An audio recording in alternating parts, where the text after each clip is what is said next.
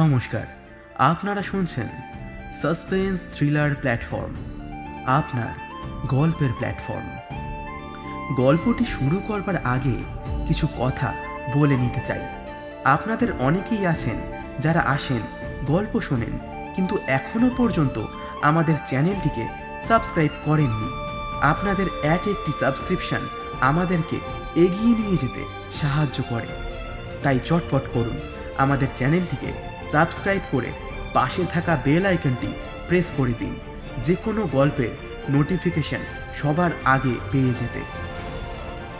আজ আপনারা শুনতে চলেছেন হেমেন্দ্র কুমার রায়ের লেখা যক্ষপতি রত্নপুরীর দ্বিতীয় তথা অন্তিম পর্ব। আগের পর্বে আপনারা শুনেছিলেন কিভাবে বিমল ও কুমার ট্রেনে শত্রুদের মুখোমুখি হয় এবং তারা কাফরিস্তানের উদ্দেশ্যে যাত্রা করে। এরপর কি হলো তা জানতে চলুন চটপট গল্পটি শুনে ফেলা যায়।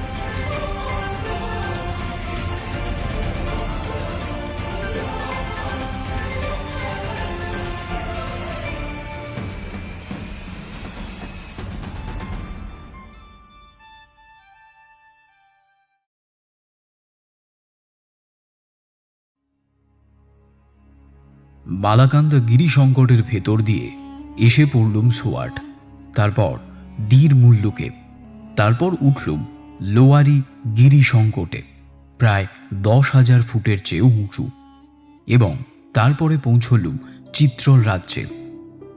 এসব জায়গার বেশি বর্ণনা দেওয়ার দরকার নেই, কারণ আমাদের গন্তব্যস্থল হচ্ছে কাফরিস্তান। তবে অল্প দুজার কথা বললে মন্দ হবে না। এখানকার প্রাকৃতিক সৌন্দর্য যে অপূর্ব সে কথা বলাই বাহুল্য। আমাদের মতন সমতল দেশের বাসিন্দাদের চোখ আর মন এই অসমুচ্চ পর্বত সাম্রাজ্যে এসে একেবারে অভিভূত হয়ে গেল। নানা আকারের শৈলমালার এমন বিচিত্র উৎসব আমি আর কখনো দেখিনি। এই চিত্রল যে কিরকম বন্ধুক দেশ, একটা কথা বললেই সকলে সেটা বুঝতে পারবেন। এই অঞ্চলে মোট ঘাট স্থানান্তরিত করবার জন্যে কেউ মালগাড়ি ব্যবহার করে না, কারণ তা অসম্ভব। চিত্রলীদের অভিধানে নাকি গাড়ির চাকা বোঝায় এমন কোনো শব্দই নেই। তবে চিত্রলের শাসনকর্তা মেহেতার দৌলতে আজকাল ওখানে খানকয় মোটরের আবির্ভাব হয়েছে বটে। এ হচ্ছে কেবল 15, 16, 17,000 ফুট উঁচু আকাশ ছোঁয়া পাহাড়ের দেশ, খালি চড়াই আর উতরাই, খাদ আর উপত্যকা, শৈল শিখরের পর শৈল শিখরের নিষ্পন্দ তরঙ্গ। দূরে দূরে দেখা যায় আরো উঁচু শৈলমালার উপরে চিরতুষারের শুভ্র সমারোহ। আমাদের একমাত্র সহায় এদেশি পনি ঘোড়া। অতি ভয়াবহ উঁচু নিচু সংকীর্ণ পথেও এসব ঘোড়ার পা একেবারেও পিছলয় না, কিন্তু একবার পিছললে আর রক্ষা নেই, কারণ পর মুহূর্তে তোমাকে নেমে যেতে হবে হাজার হাজার ফুট নিচে, কোথায় কোন অতলে, ইহালোক থেকে একেবারে পরলোকে। একদিন দুপুরবেলায় নিশ্চিন্তভাবে এগিয়ে চলেছি। নির্মেঘ আকাশ পরিপূর্ণ রৌদ্রে ঝলমল করছে। আচম্বিতে দূরে জাগলে ঘনঘোর মেঘ গর্জন। আমার বিস্মিত মুখের পানে তাকিয়ে গাইড হাসতে হাসতে বললে, বাবুজি, ও মেঘের ডাক নয়, পাহাড় ভেঙে পড়ছে। কি বলো, এদেশে প্রায় পাহাড় ভেঙে পড়ে নাকি? প্রায়।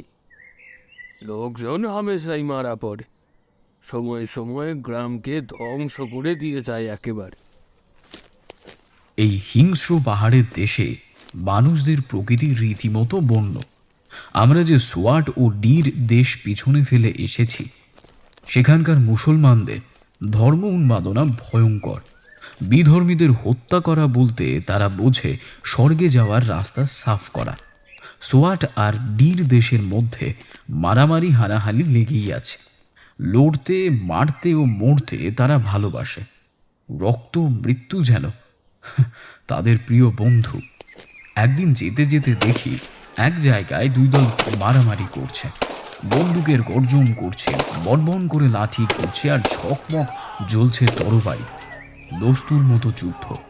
মাটিতে পড়ে কয়েকটা আহত দেহ ছটফট করছে এবং কয়েকটা দেহ একেবারে নিষ্পন্দ, অর্থাৎ এ জীবনে তারা আর নড়বে না। কিন্তু এদের কেউ তখন বিধর্মী বধ করে স্বর্গের রাস্তা পরিষ্কার করবার জন্যে আগ্রহ দেখালে না, বরং আমাদের দেখে অস্ত্রশস্ত্র নামিয়ে দাঁড়িয়ে রইলে। আমাদের গাইড ভয়ে ভয়ে তাদের কাছে এগিয়ে গেল, তারপর ছুটে এসে বললে, বাবুজি, জলদি এখানে চলে আসুন, পাছে আমরা জখম হই, তাই ওরা লড়াই করতে পারছে না। মনে মনে ওদের সুবুদ্ধিকে ধন্যবাদ দিয়ে আমরা তাড়াতাড়ি এগিয়ে চললুম। তারপর রাস্তার মোড় ফিরে একটা পাহাড়ের আড়ালে গিয়ে হইচই শুনেই বুঝলুম ওদের যুদ্ধ আবার আরম্ভ হয়েছে। কুমার বললে, এরা লড়াই করছে কেন? গাইড বললে, 1 পয়সার পেঁয়াজের জন্য। চিত্রলের পরেই হচ্ছে কাফরিস্তান। এ দেশটি এখন আফগানিস্তানের আমিরের শাসনাধীন হয়ে মুসলমান প্রধান হয়ে পড়েছে বটে, কিন্তু এখানকার মুসলমানরা খুব বেশি গোঁড়াও নয়। তাদের আচার ব্যবহারও একেবারে অন্যরকম। কিন্তু এখনো এদেশে পুরানো কাফিদের এমন এক সম্প্রদায় বাস করে যারা পৈতৃক রীতিনীতি ও পৌত্তলিকতা বর্জন করেনি। নানান দেবতার কাঠের মূর্তি গড়ে তারা পুজো করে। তাদের প্রধান প্রধান দেবতার নাম হচ্ছে ইন্দ্র, মণি, গীশ, বাগিষ্ঠ, আরম, শানরূপ, সাতারাম বা সুদারাম। ওরা হচ্ছে দেবতা। দেবীদের নাম দিয়েছে ওরা সঞ্জিরক্তি, দ্বিজন, নির্মলী ও সুমাই প্রভৃতি। অনুমানে বেশ বোঝা যায় এদের দেবদেবী হচ্ছে প্রাচীন হিন্দু দেবদেবীরই রূপান্তর। কাফরিস্তান বলতে বোঝায় কাফির অর্থাৎ অবিশ্বাসীদের দেশ। বলাই বাহুল্য এই নামটি মুসলমানদের দেওয়া। হিন্দুদের পরে একসময় এখানে ছিল চীনাদের প্রভুত্ব। তার কিছু কিছু চিহ্ন আজও পাওয়া যায়। আমাদের চোখের সামনে নাচছে যে গুপ্তধনের স্বপ্ন, তারও মালিক ছিলেন এক চীনা রাজপুত্র। সেই গুপ্তধন আছে এক বৌদ্ধ মঠের ধ্বংসাবশেষের মধ্যে। সুতরাং এই অঞ্চলে আগে বৌদ্ধদেরও প্রাধান্য ছিল। তারপর মুসলমানরা বারে বারে আক্রমণ করেছিল কাফরিস্তানকে। চেঙ্গিস খাঁ ও তৈমুর লং প্রভৃতি দিগ্বিজয়ীরা নাকি এদিকেই দৃষ্টি দিয়েছিলেন, কিন্তু তাদের কারোর প্রাধান্যই দীর্ঘস্থায়ী হয়নি। নিজের চারিদিকে মুসলমান প্রতিবেশী নিয়েও গত শতাব্দী পর্যন্ত কাফরিস্তান আপন স্বতন্ত্র রক্ষা করতে পেরেছে। কাদির দেখতে সুন্দর, তার গায়ের রং প্রায় গৌর, দেহ লম্বা, মুখ চওড়া, চোখ গ্রিকদের মতো। শীত প্রধান দেশের বাসিন্দা বলে তারা স্নান করতে একেবারেই নারাজ। পরিষ্কার পরিচ্ছন্ন হলে তাদের চেহারা যে আরও চমৎকার হতো এই বিষয়ে সন্দেহ নেই। কি মুসলমান বা কি পৌত্তলিক কাফির, প্রত্যেকের পরিবারের কেউ মারা পড়লে গায়ের প্রান্তে নির্দিষ্ট একটি ঢালু পাহাড়ের গায়ে উঠে 4 পাওয়ালা বড় সিন্দুকের ভিতরে মৃতদেহ রেখে আসে। তারা সব দেহ গোড় দেয় না। একটি পরিবারের সিন্দুকের ভিতরে পড়ে পড়ে 2, 3 বা 4টে মৃতদেহ রাখা হয়। কাফিররা স্ত্রী পুরুষ নির্বিশেষে অত্যন্ত নাচের ভক্ত। সামাজিক বা ধর্ম সংক্রান্ত যে কোনো অনুষ্ঠানে তারা নাচের আসর বসায় এবং মেয়ে ও পুরুষেরা একসঙ্গে দল বেঁধে সারা রাত ধরে নাচের আমোদে মেতে থাকে। সঙ্গে সঙ্গে চলে গান ও দামামা। অনেকে 2 আঙুল মুখে পুরে তীব্র স্বরে শীষ দেয়। পরীদের উপর এদের অগাধ বিশ্বাস। নাচতে নাচতে কেউ কেউ পরী দেখে দশা পায়। তখন নাকি তারা ভবিষ্যৎবাণী ও ভববাণী বলতে পারে। সবাই তাদের কাছে গিয়ে আগ্রহ ভরে প্রশ্ন করে, এবারে কীরকম ফসল হবে, এবছরে গায়ে মড়ক হবে কিনা, আমার খোকা হবে না খুকি হবে, এই সব। পৌত্তলিক কাফিররা মুসলমানদের বিষম শত্রু। এর কারণ বোঝাও কঠিন নয়। মুসলমানরা অর্থাৎ আফগান প্রভৃতি জাতের লোকেরা চিরদিনই তাদের উপরে অমানসিক অত্যাচার করে এসেছে। কাফিররাও তাই সুযোগ পেলেই ছলে বলে কৌশলে মুসলমানদের হত্যা করে। কেউ লুকিয়ে গিয়ে ঘুমন্ত মুসলমানকে বধ করতে পারলে কাফির সমাজে বীর বলে গণ্য হয়। তাদের মাথার পাগড়িতে গোঁজা পালকের সংখ্যা থেকেই বলে দেওয়া যায় কে কয়জন মুসলমানকে হত্যা করেছে। আবার আমরা যখন কাফরিস্তানে গিয়েছিলাম তখন এ শ্রেণীর মুসলমান বিদ্বেষী কাফিররা দলে যথেষ্ট হালকা হয়ে পড়েছিল। আজ তাদের সংখ্যা বোধ হয় নগণ্য, কারণ ও দেশে মুসলমান ধর্মের প্রভুত্ব বেড়ে উঠেছে অত্যন্ত তাড়াতাড়ি। কাফিরদের প্রত্যেক গ্রামেই স্থানীয় মৃত ব্যক্তিদের অশ্বারোহী কাঠের প্রতিমূর্তি দেখা যায়। পৌত্তলিক হোক মুসলমান হোক, পূর্বপুরুষদের প্রতিমূর্তি স্থাপন করা প্রত্যেক কাফিরই কর্তব্য বলে মনে করে। যার যেমন সঙ্গতি সে তত বড় মূর্তি গড়ায়, কিন্তু এসব হচ্ছে নামেই প্রতিমূর্তি, কারণ দেখতে সব মূর্তি অবিকল একরকম। কাফিররা মাছ খায় না, মাছে তাদের ভীষণ ঘৃণা। ব্যাঙ বা টিকটিকি খেতে বললে আমাদের অবস্থা যেরকম হয়, মাছ খেতে বললে তারাও এই রকমই ভাব প্রকাশ করে। কাফিররা মুরগির মাংস অপবিত্র বলে মনে করে, কারণ তা মুসলমানদের খাদ্য এবং কাফির নারীদের পক্ষে পুরুষ জন্তুর মাংস নিষিদ্ধ। এবং কাফরিস্তানকে সত্যি সত্যি পরিস্থান বললে অত্যুক্তি হয় না। আমাদের দৃষ্টিসীমা জুড়ে দূরে বিরাজ করছে 25,426 ফুট উঁচু টেরিচ মীর পর্বত। বিরাট দেহ তার চিরস্থায়ী বরফে ঢাকা এবং তার শিখরে উঠেছে মেঘরাজ ভেদ করে। নিজেও সর্বত্র অচলভাবে দাঁড়িয়ে আছে পাহাড় প্রহরীর দল। এখন শীতকাল নয়, নইলে এইসব পাহাড়েও পড়ত তুষার পোশাক, এবং তাদের উপত্যকা ও অলিগলি দিয়ে প্রবাহিত হতো তুষারের নদ নদী। শীতকালে এখানকার অনেক গ্রাম বাইরের সঙ্গে কোনো সম্পর্ক রাখতে পারে না। তাদের মাথার উপর দিয়ে বইতে থাকে বরফের ঝড়। তাদের চতুর্দিকে পুঞ্জীভূত হয়ে ওঠে বরফের স্তূপ। কিন্তু গ্রীষ্মকালে সমস্ত কাফরিস্তান ছেয়ে যায় ফুলে ফলে। কোথাও বেদানা ও কোথাও আঙুরের ছোপ, কোথাও মনোরম সবুজে ঝাঁ বনভূমি। তাদের উপরে ঝরে পড়ছে নির্ঝরের কৌতুক হাসি, এবং নিচ দিয়ে নেচে যাচ্ছে গতিময়ী নদী। পাহাড়ের তলার দিকে ঢেকে থাকে জলপাই ও ওক গাছের শ্যামলতা, এবং পাথরের ধারে ধারে ফলে আছে আখরোট, তুঁত, খুবানি, দ্রাক্ষা, আপেল গাছ। আরও উপরে উঠলে দেখা যায় দেবদারু গাছের বাহার। ফুলও ফোটে যে কত রকম তার ফর্দ দেওয়া অসম্ভব। এই হলো গিয়ে কাফরিস্তানের মোটামুটি বর্ণনা। চিত্রল থেকে উত্তর পূর্ব দিকে অগ্রসর হয়ে আমরা একটি গ্রামে এসে আড্ডা গেড়েছি। এখানে দিন 2-3 থাকবো স্থির করেছি, কেবল বিশ্রামের জন্য নয়, দরকারি খবরাখবর নেওয়ার জন্যেও। এই গ্রামের বাড়িগুলোর অবস্থান বড় অদ্ভুত। দূর থেকে বাড়িগুলোকে দেখায় একেবারে গ্যালারির মতো। পাহাড়ের ঢালু গায়ে বাড়িগুলি থাকে থাকে উপর থেকে নিচে নেমে এসেছে। এখানে বাড়ি তৈরির নিয়মও আলাদা। তার প্রধান উপাদান হচ্ছে কাঠ, পাথর আর কাদা। কাঠের ফ্রেমের মধ্যে বসানো হয় বড় বড় পাথরের পর পাথর, এবং কাদা দিয়ে সারা হয় সুরকির কাজ। ছাদ মাটির। রাওলপিন্ডি ও পেশাওয়ারেও আমি পাকা বাড়ির মাটির ছাদ দেখেছি। এর কারণ আমি জানি না। যে আমাদের আশ্রয় দিয়েছে সে হচ্ছে একটি আধা বয়সী স্ত্রীলোক। তার নাম গুমলি, বিধবা। এই গ্রামে তার পশার প্রতিপত্তি বড় কম নয় দেখলুম। রামহরি মুসলমানের বাড়িতে অতিথি হতে একেবারেই রাজি নয়, জাত খোয়াবার ভয়। সেই খুঁজে খুঁজে গুমলিকে আবিষ্কার করেছেন।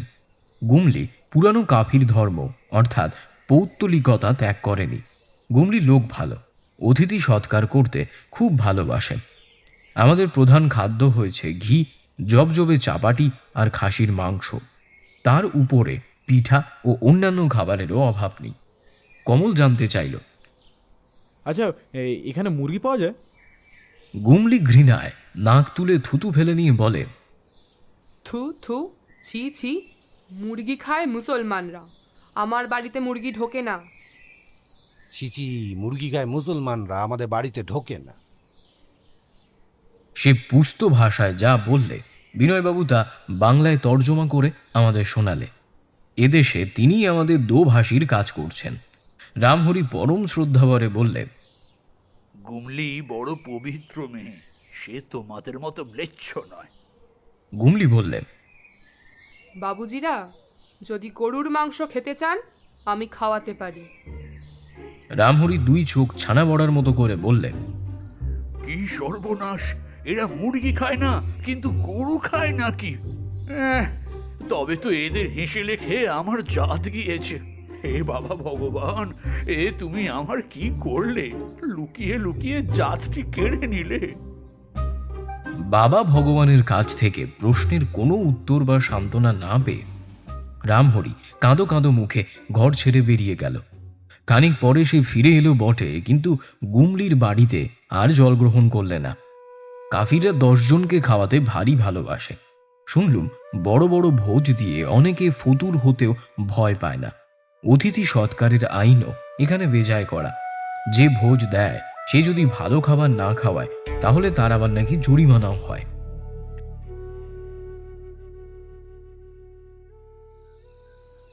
সন্ধ্যার আগে সবাই মিলে বেড়াতে গেলুম। সেদিন কাফিরদের কি একটা উৎসব ছিল, তাই মেয়ে পুরুষ মিলে নাচের আমোদে মেতেছে। খানিকক্ষণ নাচ দেখে চললুম নদীর ধারে। আমি আগে আগে এগিয়ে গিয়ে নদীর জলে হাত দিলুম। উহ, কি কনকনে ঠান্ডা জল! বুঝলুম কোনো বরফের পাহাড় থেকে নেমে আসছে হয়তো এই নদী। আচম্বিতে পিছন থেকে দূর থেকে কুমারের চিৎকার, বিমল, বিমল, পালিয়ে এসো, শিগগিরই পালিয়ে এসো বিমল! চমকে ফিরে দেখি কোথাও থেকে গুমলি আবির্ভূত হয়ে হাত মুখ নেড়ে উত্তেজিতভাবে কথা কইছেন। সে কি বলছে তা শুনতে পেলুম না, কিন্তু তারপরেই দেখলুম বিনয়বাবুর সঙ্গে কুমার, কমল ও রামহরি বেগে দৌড় মারলে। বোঝা গেল ভয়েই তারা পালাচ্ছে, কিন্তু কেন পালাচ্ছে তা বোঝা গেল না। তারপরেই শুনলুম বহু নারী কণ্ঠে বিষম চিৎকার। দেখি দলে দলে কাফির নারী চেঁচাতে চেঁচাতে ও ছুটতে ছুটতে আমাদের দিকে এগিয়ে আসছেন। তবে কি এই নারীদের ভয়ে ওরা তাড়াতাড়ি পালিয়ে গেল? কি আশ্চর্য! এরা কি আমাদের আক্রমণ করতে চায়? আমাদের শত্রুরা কি নিজেরা আড়ালে থেকে এই নারী সৈন্য নিযুক্ত করেছে? এখন আমার কি করা উচিত? পালাবো? নারীর ভয়ে পালাবো? হ্যাঁ, তাছাড়া উপায় নেই। আত্মরক্ষার জন্য মেয়েদের গায়ে তো আর হাত তুলতে পারি না। কিন্তু এখন আর পালানোর অসম্ভব। সেই বিপুল নারী বাহিনী তখন পঙ্গপালের মতো চারিধার থেকে আমাকে ঘিরে ফেলেছে। আর নারী বলে তাদের কাউকে তুচ্ছ করবার উপায় নেই। তাদের কেউই বাংলাদেশের ভেঙে পড়া লতার মতো মেয়ে নয়। তাদের অধিকাংশই সাধারণ বাঙালি পুরুষের চেয়েও মাথা উঁচু, শক্ত ও বলিষ্ঠ তাদের দেহ। আমি রীতিমতো ভাবাচাকা খেয়ে গেলাম। এমন অদ্ভুত সমস্যায় কখনো আর পড়িনি। বিকট স্বরে চেঁচিয়ে মেয়ের দল সবেগে আমাকে আক্রমণ করলে। আর সে এমন বিষম আক্রমণ যে স্বয়ং ভীমসেন তার বিরাট গদা ঘুরিয়েও নিজেকে বাঁচাতে পারতেন না। ভীতু ভেড়ার মতো আমি আত্মসমর্পণ করতে বাধ্য হলো। তারা চীনে জোঁকের মতন আমাকে চেপে ধরে হিড় হিড় করে টানতে টানতে নিয়ে চলল, এবং তারপর আমি কিছু বোঝবার আগেই আমাকে প্রচণ্ড ধাক্কা মেরে একেবারে নদীর ভিতরে ফেলে দিল। ঝুপ করে আমি জলে পড়ল। উফ, নদী সেখানে গভীর নয় বটে, কিন্তু সেই বরফ গলা জলে আমার সর্বাঙ্গ যেন হিম হয়ে গেল। নাকানি চোবানি খেয়ে আশার দেহটাকে কোনো রকমের টেনে ডাঙায় তুলে দেখি মেয়ের পাল সকৌতুকে হাসতে হাসতে আর এক এক দিকে চলে যাচ্ছে। তবে কি এটা হচ্ছে ওদের ঠাট্টা? মেয়ে মানুষ তেড়ে এসে জোয়ান পুরুষকে ধরে বেড়াল ছানার মতো জলে ছুঁড়ে ফেলে দেয়। এ কিরকম সৃষ্টি ছাড়া দেশ! প্রাচীন গ্রিক সৈন্যরা নাকি এক জাতের বীর নারীদের দ্বারা আক্রান্ত হয়েছিল। তাদের সঙ্গে প্রাচীন কাফির নারীদের তো কোনো সম্পর্ক নেই। কাঁপতে কাঁপতে বাসার দিকে চলল। পথের চারিদিকেই মেয়ের দল হুড়োহুড়ি করে বেড়াচ্ছে। পাছে আবার তাদের পাল্লায় পড়তে হয় সেই ভয় মানে মানে আমি পাশ কাটিয়ে সন্তর্পণে অগ্রসর হতে লাগলাম। কিন্তু তারা কেউ আর আমার দিকে কৃপা দৃষ্টি নিক্ষেপ করলে না। আর একটা ব্যাপার লক্ষ্য করলুম, আজ যেন এই দেশটা দস্তুর মতো মেয়ে রাজ্যে পরিণত হয়েছে। পথে পুরুষ খুব কম, কেবল মেয়ে, মেয়ে আর মেয়ে। যে কয়জন পুরুষের সঙ্গে দেখা হলো তাদের প্রত্যেকেরই জামা কাপড় ভিজে সব সব করছেন। একটু পরেই সব রহস্য বোঝা গেল। বাসায় ঢুকতেই কুমার, কমল আর রামাহরি অট্টহাস্য করে উঠল। বিনয়বাবুও বোধ হয় অন্যদিকে মুখ ফিরিয়ে খানিকটা হেসে নিলেন। আমি ক্ষুব্ধ স্বরে বললাম, যত সব কাপুরুষ, ভয় পালিয়ে এসে আবার দাঁত বার করে হাসতে লজ্জা করছে না? কুমার বললেন, স্বীকার করছি ভাই, আমরা হচ্ছে কি একেবারে পয়লা নম্বরের কাপুরুষ। এই সমস্ত পাহাড়ি মেয়েদের সঙ্গে হাতাহাতি করবার শক্তি আমাদের নেই। কিন্তু হে বীরবর, তোমার চেহারা এরকম ভগ্নদূতের মতো কেন? কোনো জবাব না দিয়ে রাগে জ্বলতে জ্বলতে আমি কাপড় চোপড় বদলাতে লাগলাম। বিনয়বাবু বললেন, ভায়া বিমল, কুমার তোমাকে সাবধান করে দিলে, তবু তুমি আমাদের সঙ্গে পালিয়ে এলে না কেন? কেমন করে আমি বুঝবো যে ওই দজ্জাল মেয়েগুলো আমাকেই আক্রমণ করতে আসছে? আমরাও আগে বুঝতে পারিনি, ভাগ্যে গুমলি এসে সাবধান করে দিলে, তাই আমরা মানে মানে মাথা বাঁচাতে পেরেছি।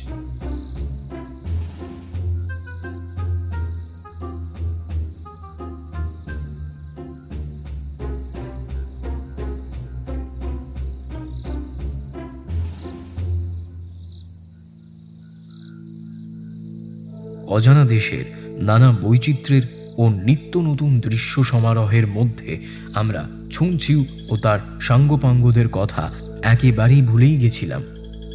তারা যে এখনো আমাদের পিছনে লেগে আছে এমন সন্দেহ করবার কোনো কারণও পাইনি। অন্তত তারা যে আমাদের সঙ্গে আসতে পারেনি এ বিশ্বাস আমার ছিল। হঠাৎ বোঝা গেল আমার বিশ্বাস ভ্রান্ত। আজ বৈকালে মুখ অন্ধকার করে গুমলি এসে আমাদের ঘরে ঢুকল। খানিকক্ষণ চুপ করে বসে রইল। তারপর যেন আপন মনেই বললে, বামুর্ক লোকটা মোটেই সুবিধের নয়। বিনয়বাবু জিজ্ঞেস করলেন, বার্মাক, সে আবার কে? সে হচ্ছে এই গাঁয়ের জাস্ট। গুমলির মুখের ভাব দেখে আমাদের সকলেরই মনে খটকা লাগলো।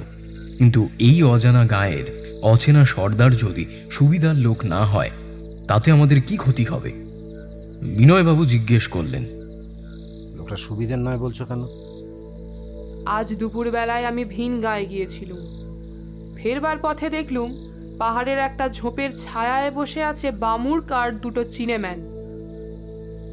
বিনয়বাবু সচকিত কণ্ঠে বললেন, চিনেম্যান? হ্যাঁ বাবুজি, তারা চুপি চুপি কি বলা বলি করছিল। আমাকে দেখেই একেবারে চুপ মেরে গেল। আমি কোনো কথা না বলে এগিয়ে এলুম। খানিক দূর এসেই ফিরে দেখলুম বামুক আমাকে আঙুল দিয়ে দেখিয়ে চিনেম্যান দুটোকে কি যেন বলছে। তারপর তখন আর কিছু হলো না। কিন্তু এইমাত্র বামুক এসেছিল আমার সঙ্গে দেখা করতে। হ্যাঁ, হতভাগা আমায় কি বলে জানেন বাবুজি? আজ রাত্রে আমি যদি আপনাদের খাবারের সঙ্গে বিষ মাখিয়ে আর সদর দরজা খুলে রাখতে পারি তাহলে সে আমাকে 500 টাকা বকশিশ দেবে। অর্ধেক টাকা সে এখনই দিতে চায়। মুখপোড়া বামর্কের কাছ থেকে বকশিসের আগাম 250 টাকা আমি আদায় করে নিয়েছি। ঘাবড়াবেন না বাবুজি, ঘাবড়াবেন না। বামুক হচ্ছে পাজির পা ঝাড়া। মানুষ মারতে তার হাত এতটুকু কাঁপে না। সে কাফির হলেও আমাদের ধর্ম ছেড়েছে, তাই তাকে আমরা পরম শত্রু বলেই মনে করি। তাকে ঠকিয়ে যদি 250 টাকা লাভ করতে পারি তাহলে আমার কোনো পাপ হবে না। ভয় নেই বাবুজি। যখন সব কথা প্রকাশ করলুম তখন আপনাদের খাবারের সঙ্গে নিশ্চয়ই আমি বিষ মাখিয়ে দেব না। বামর্কের মতলবটা ঠিক বুঝতে পারছি না বটে, তবে তার অর্ধেক টাকা যখন নিয়েছি অর্ধেক কাজও আমি করব। আজ রাত্রে সদর দরজাটা খুলে রাখব। তারপর রাত্রে কেউ আমার বাড়িতে ঢুকলে ভালো করেই তাকে আদর যত্ন করব। গড়ক, বাচিক, কারুক আর মালকানকেও খবর দিয়েছি। তারা এলো বলে, আমার বিশ্বাসী লোক। আজ রাত্রে তারা আমার বাড়িতে পাহারা দেবে। বিনয়বাবু যখন সব কথা আমাদের বুঝিয়ে দিলেন আমি তখন বললুম, আমিও গুমলির মতো সায় দিই। শঠের সঙ্গে শতটা করতে কোনো দোষ নেই। আসুক ছুঁচিউ, আসুক বামুক, এখানে এলেই তারা দেখতে পাবে মরারা জ্যান্ত হয়ে বন্দুক ধরে বসে আছে।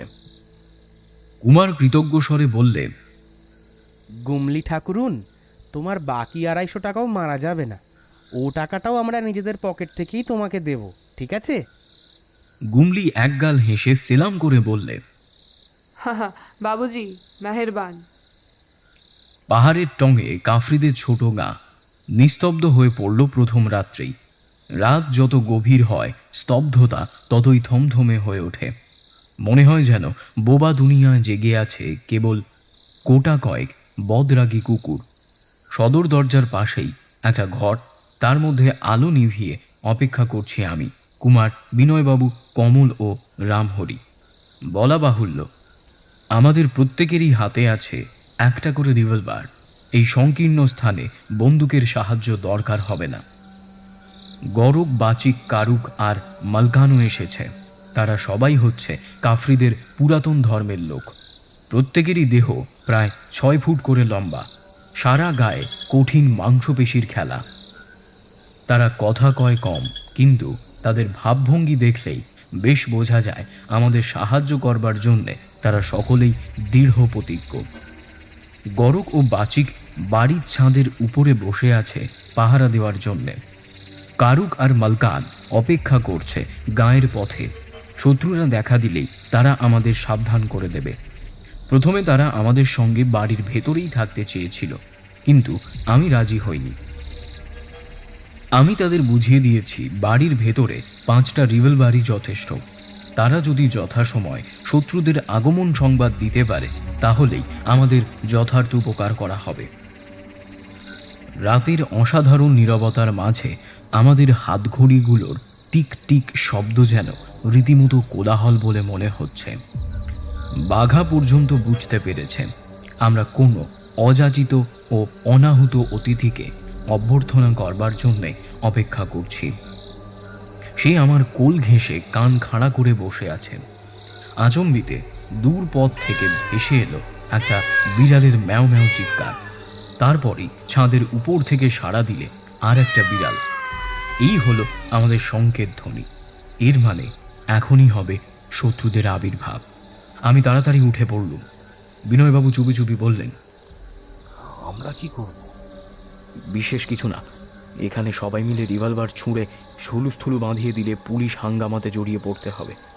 বদমাইশগুলোকে কিছু ভয় দেখাতে বা সামান্য জখম করতে পারলেই আমাদের উদ্দেশ্য সিদ্ধ হবে। বিনয়বাবু, রামহরি, বাঘাকে সামনে রাখো। কুমার, শত্রুরা যখন পালাবে তখন তোমরা সবাই মিলে রিভলভার ছুঁড়ে তাদের পেটের পিলে চমকে দিতে পারো। 1-2 করে 5-6 মিনিট কাটল। তারপরই একটু একটু করে সদর দরজাটা ফাঁক করে ভিতরে ক্রমেই বেশি চাঁদের আলো এসে পড়তে লাগলো। সদর দরজা একেবারে খুলে গেল। বাইরে দাঁড়িয়ে আছে কালো কালো পোশাক পরা 3টে মূর্তি। প্রথম মূর্তিটার পা লক্ষ্য করে আমি রিভলভার ছুঁড়ব। লোকটা বিকট আর্তনাদ করে মাটিতে পড়ে গেল। আমার রিভলভার আরও 2 বার গর্জন করলে, কিন্তু এবারে আমি আর কাউকে লক্ষ্য করিনি। যে পায়ে চোট খেয়ে বসে পড়েছিল সে তড়াক করে লাফিয়ে উঠে প্রাণের ভয়ে ছুটতে শুরু করলে। অন্য 2 জনও দাঁড়াল না। ছাদের উপর থেকে বড় বড় পাথর বৃষ্টি হতে লাগলো। নিশ্চয়ই গরক ও বাচিকের কীর্তি। কুমার ও অন্যান্যরা ঘর থেকে বেরিয়ে ঘন ঘন রিভলভার ছুটতে লাগলো। আর বাঘার চেঁচামেচির তো কথাই নেই। শান্তিপূর্ণ মৌন রাত্রি যেন কর্কর শব্দের চোটে হঠাৎ বিষাক্ত হয়ে উঠল। তারপরেই চাঁদের আলোয় দেখা গেল 2 জন লোক ঊর্ধ্বশ্বাসে ছুটতে ছুটতে আমাদের দিকেই আসছেন। প্রথমটা তাদের শত্রু ভেবে আমি আবার রিভলভার তুললুম, কিন্তু তারপরেই দেখি তারা হচ্ছে আমাদের লোক, কারুক আর মালকান। মালকান এসে হাঁপাতে হাঁপাতে বললেন, পশ্চিম দিক থেকে অনেকটা লোক এদিকেই আসছে বাবুজি। এমন সময় ছাদের উপর থেকে গরক চিৎকার করে বললে, হুঁশিয়ার বাবুজি, হুঁশিয়ার, পূব দিক থেকে অনেকটা আদমি আসছে। কারুক সভয়ে বললে, কি মুশকিল, দুশ্মনরা কি বাড়িখানা ঘিরে ফেলতে চায়। কারুক বোধহয় ঠিক আন্দাজি করেছেন, হয়তো আমাদের বেড়াজালেই ধরা পড়তে হবে। দুদিক থেকে শত্রুরা আসছে দলে দলে, হয়তো পালাবার সব পথ বন্ধ করে আমাদের টিপে মেরে ফেলার জন্যে। জানি আমাদের 5 জনের কাছে আছে 5টা স্বয়ংবহ বন্দুক বা অটোমেটিক রাইফেল। তাদের প্রত্যেকটা মিনিটে গুলি বৃষ্টি করতে পারে অন্তত 35 বার। সুতরাং শত্রুরা যে সহজে আমাদের সঙ্গে পাল্লা দিতে পারবে না এ বিষয়ে কোনো সন্দেহ নেই। কিন্তু আমরা এসে পড়েছি অপরিচিত শত্রুদের স্বদেশে। গুমলির বাড়িখানা এখানে আমাদের পক্ষে মরুভূমিতে ওয়েসিসের মতন বটে, কিন্তু সমস্ত গ্রামের বিরুদ্ধে আমরা 5 জনে কতক্ষণ দাঁড়াতে পারবো? আর আমাদের আশ্রয় দিয়ে গুমলি বা বিপদে পড়বে কেন? শত্রুরা নিশ্চয়ই নিরস্ত নয়, এবং ওদের দলে যদি শয়তান ছুঁছেও থাকে তাহলে ওদের সঙ্গেও যে আগ্নেয় অস্ত্র আছে এটা অনুমান করতে পারি। অতএব আমাদের আশ্রয়দাত্রী এই বিদেশিনী নারীর বাড়ির অঙ্গনে যুদ্ধক্ষেত্র রূপে ব্যবহার করা বোধহয় সঙ্গত নয়। বেশিক্ষণ ভাবার সময় নেই, প্রতি মুহূর্তেই শত্রুরা আরও কাছে এসে পড়েছে। তাই তাড়াতাড়ি জিজ্ঞেস করলুম, বালকান, আমাদের পালাবার কোনো পথ কি খোলা নেই? একটা তো পথ আছে বাবু সাহেব। মালকান যা বললে বিনয়বাবু তার অর্থ বুঝিয়ে দিলেন। কোথায়? বাড়ির খিড়কি দিয়ে বেরোলে উত্তর দিকে একটা সরু পাহাড় পথ পাওয়া যাবে। উত্তর দিকে? বালকান, আমরা কি দেখবার জন্য এদেশে এসেছি সে কথা তুমি বোধহয় জানো না। জানি বাবু সাহেব, গুমলি বিবির মুখে আমি সব শুনেছি। কারণ আপনাদের পথ দেখিয়ে নিয়ে যাওয়ার ভার পড়েছে আমারই উপরে। আপনারা তো সেকালের সেই ভাঙা মঠ দেখতে চান, তাই না? হ্যাঁ, সে মঠও তো উত্তর দিকে। হ্যাঁ বাবু সাহেব। এখান থেকে সে মঠ কত দূরে? তা প্রায় 20-25 মাইল তো হবে। তুমি এখনই আমাদের সঙ্গে কি যেতে পারবে? এখনই? হ্যাঁ মালকান, যদি রাজি হও 100 টাকা বকশিস পাবে। মালকান ইতস্তত করছিল, কিন্তু এই দরিদ্র কাফ্রি স্থানে 100 টাকা হচ্ছে কল্পনাতীত সৌভাগ্য। সে মহা উৎসাহে বলে উঠল, বাবু সাহেব, আমি যেতে রাজি। আসছে কাল সকালেই আমাদের এখান থেকে বেরুবার কথা বলে আমরা আগে থাকতেই মোটঘাট বেঁধে রেখেছিলাম। হুট বলতে ছুট দেওয়ার অভ্যেস আমাদের বরাবরই। এ হপ্তায় আমরা কলকাতার শৌখিন নাগরিক, আসছে হপ্তায় আফ্রিকার বিপুল অরণ্যের বনবাসী। এমনই ভবঘুরে জীবনযাপনে অভ্যস্ত হয়ে একটা ভালো শিক্ষা আমরা পেয়েছি। প্রবাসে যেতে হলে বাঙালিরা মস্ত বড় গৃহস্থলী গাড়ে করে বেড়ায়, বড় বড় ট্র্যাঙ্ক, সুটকেস, বিছানা, পোটলা পুটলি ইত্যাদি। কিন্তু কত জিনিস সঙ্গে নিয়ে পথে বিপথে অনায়াসেই দৈনিক জীবনযাপন করা যায় সে সমস্যা আমরা সমাধান করতে পেরেছি। যা দরকার সে সমস্তই আমাদের সঙ্গে আছে, অথবা আমাদের মালের সংখ্যা এত কম যে কুলি ডাকবারও দরকার হয় না। নিজেদের মাল আমরা নিজেরাই বয়ে নিয়ে যেতে পারি। 3 মিনিটের মধ্যেই আমরা মোট ঘাট গুছিয়ে নিয়ে অজানার অন্ধকারে যাত্রা করবার জন্য প্রস্তুত হলুম।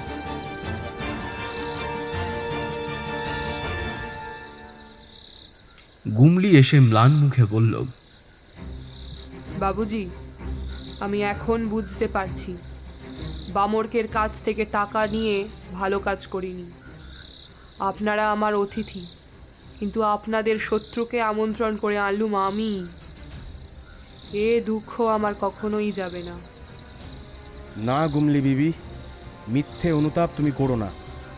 শত্রুরা নিশ্চয়ই আজ আমাদের আক্রমণ করত, তবে ওরা কেবল একবার চেষ্টা করে দেখেছিল যে তোমার সাহায্যে চুপি চুপি নিরাপদে কাজ সারা যায় কিনা।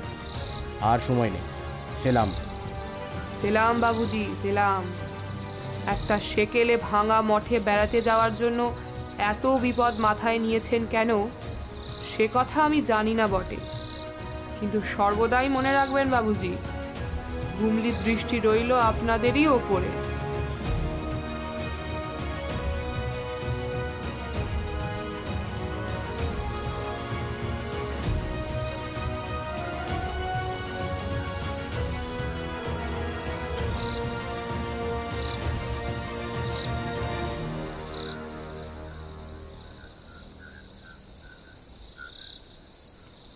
বাড়ির খিড়কি দিয়ে বেরিয়ে পড়ে এই ভাবতে ভাবতে অগ্রসর হল।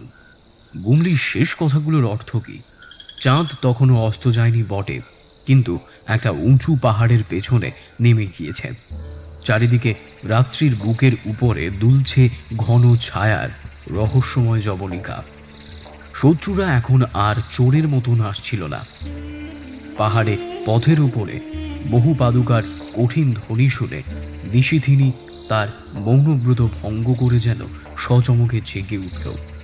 বুঝলুম কৌশলে কার্য উদ্ধার হলো না দেখে শত্রুরা এমন মরিয়া হয়ে ছুটে আসছে দস্যুর মতো। ছুনছিউর বাহাদুরি দেখে মনে মনে তারিফ না করে পারলুম না। যে লোক এরই মধ্যে অপরিচিত দূর বিদেশে এসে এমন বৃহৎ এক দল করতে পারে, নিশ্চয়ই সে অসাধারণ ব্যক্তি। কিন্তু বিনয়বাবু মাথা নেড়ে বললেন, না বিমল, আমি চুনচিউর অসাধারণতা স্বীকার করি না। পৃথিবীতে সঙ্গীর অভাব হয় ভালো কাজে, কারণ জগতে সাধুর সংখ্যা বেশি নয়। কিন্তু কুকার্যে নিযুক্ত হয়ে তুমি যদি একবার ডাক দাও, চারিদিক থেকে সঙ্গী এসে জুটবে পঙ্গপালের মতো। পৃথিবীর হিত সাধন করবার জন্য বুদ্ধদেবকে পথে বেরোতে হয়েছিল একাকী, কিন্তু চেঙ্গিস খা, তৈমুল্লং আর নাদির শাহ যখন পৃথিবীর উপর অমঙ্গলের অভিশাপ বর্ষণ করতে বেরিয়েছিলেন, তখন তাদের লক্ষ লক্ষ পাপ সঙ্গীর অভাব হয়নি। আলোয় ছায়া পড়ে না জানি, কিন্তু আমার মনে হচ্ছিল চারিদিকে মায়াময় করে তুলেছে যেন অচঞ্চল জ্যোৎস্নার স্নিগ্ধ ছায়া। কিছুই স্পষ্ট করে দেখা যাচ্ছে না, অথচ সামনে পেছনে এপাশে ওপাশে যেদিকে তাকাই সেই দিকেই পাহাড় বা জঙ্গল বা ঝোপঝাপের আবছা অস্তিত্ব জাগে চোখে। সবার আগে চলছে মালকান, তারপর আমরা। এমন এক সংকীর্ণ পথ দিয়ে অগ্রসর হচ্ছি যে দুজনের পাশাপাশি চলবার কোনো উপায় নেই। কুমার বাঘার গলা জড়িয়ে ধরে বললে, বাঘা, ও বাঘা, তুমি এখন আবার কাউকে ধমক ধমক দেওয়ার চেষ্টা করো না, একবারে চুপ করে থাকো, বুঝেছ?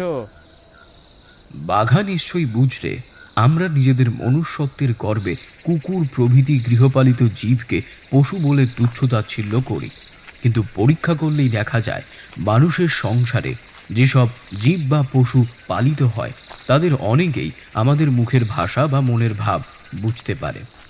বাঘাও কুমারের বক্তব্য বুঝে একটি মাত্র শব্দ উচ্চারণ করল না।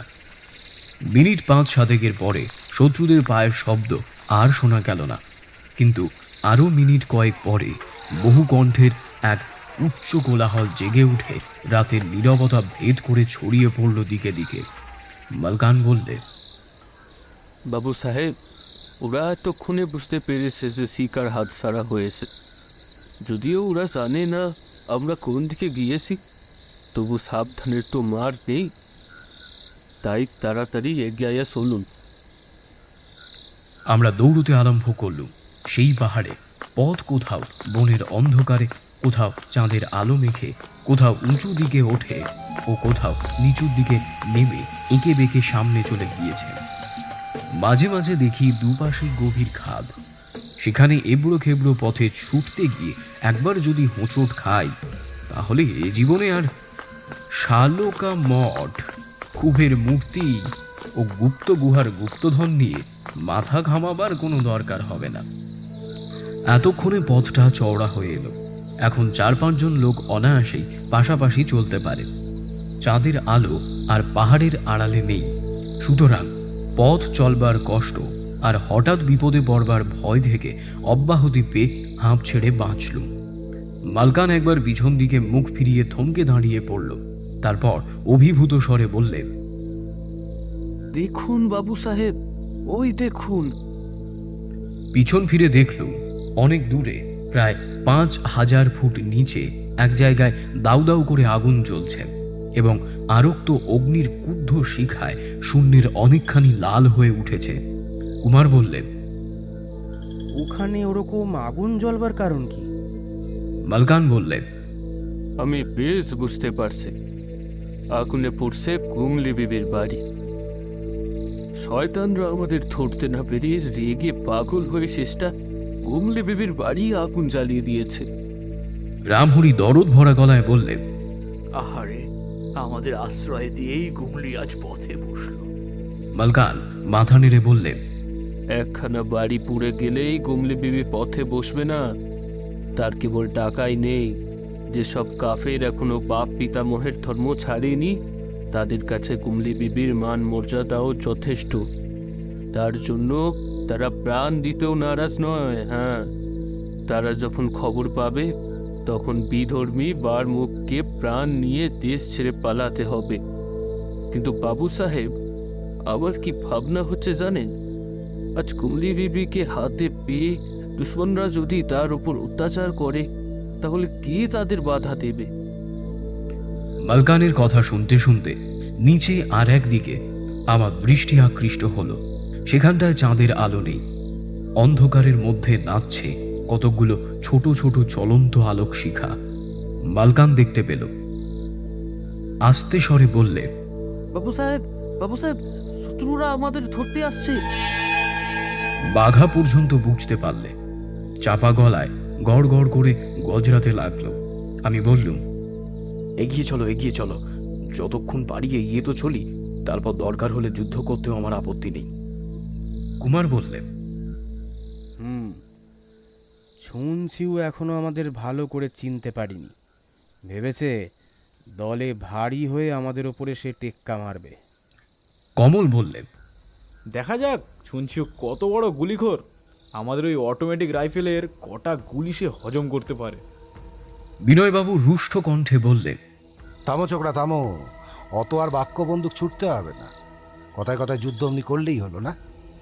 বিনা যুদ্ধে যাতে কার্যসিদ্ধি হয়, আগে সেই চেষ্টাই দেখো। রামাহরি ও বিনয়বাবুর কথায় সায় দিয়ে কমলের দিকে বিরক্ত চোখে চেয়ে বললে, যা বলেছেন বাবু, বাঁশের চেয়ে কঞ্চি দর। আমি হাসছি দেখে বিনয়বাবু বললেন, না বিমল, এসব হাসির কথা নয়। আমার বিশ্বাস শত্রুদের দলে 40-50 জনের কম লোক নেই, আর ওরাও হয়তো বন্দুক নিয়েই তৈরি হয়ে এসেছে। যুদ্ধদের 10-15 জন মারা পড়লেও দলে ওরা ভারী হয়ে থাকবে। কিন্তু গুনতিতে আমরা তো মোটে 6 জন লোক, এর মধ্যে 3-4 জন যদি মারা পড়ে বা জখম হয়, তখন কি উপায় হবে? আমি বললুম, ঠিক কথা বিনয়বাবু, নিতান্ত নিরুপায় না হলে আমরা নিশ্চয়ই যুদ্ধ করব না। চলো চলো, তাড়াতাড়ি পা চালাও। আরো 15 মিনিট ধরে নীরবে দ্রুত বেগে আমরা অগ্রসর হতে লাগলুম।